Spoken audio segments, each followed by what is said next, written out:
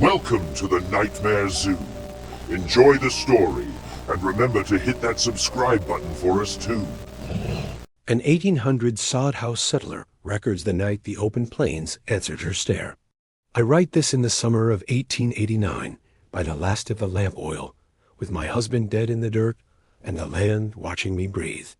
Our sod house sat alone on the Nebraska prairie, the earth pressed thick around us like a grave not yet closed. The nearest neighbor was 12 miles off. The wind never stopped. It was said the plains drove people mad. I believed that until the milk soured overnight and the cattle bawled at nothing, eyes rolling white as if something stood just beyond their knowing. At dusk I looked out the single window and saw it. A mile away, where the grass met the sky, stood a tall, thin figure dark as a bruise against the flat light. No hat, no horse, no movement.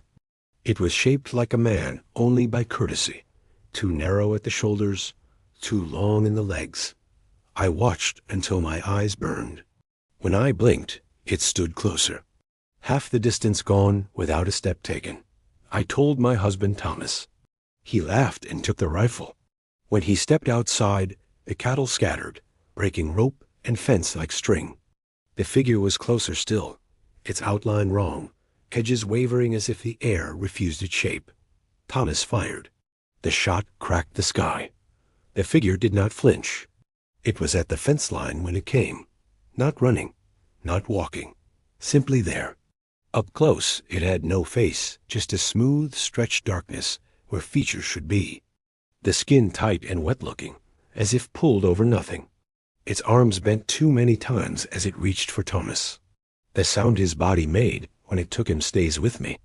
A deep, crushing pop as ribs gave way.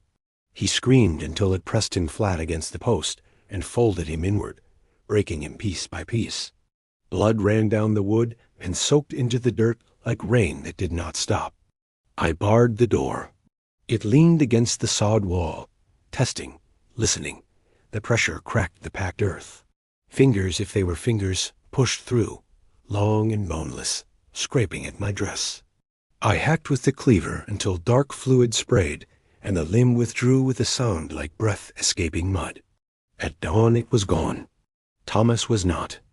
The men who came wrote "Wolf," an accident, and spoke of loneliness. They buried what they could, and told me the prairie plays tricks on women left alone. I have boarded the window. Still, some nights, I feel it watching, waiting for me to blink.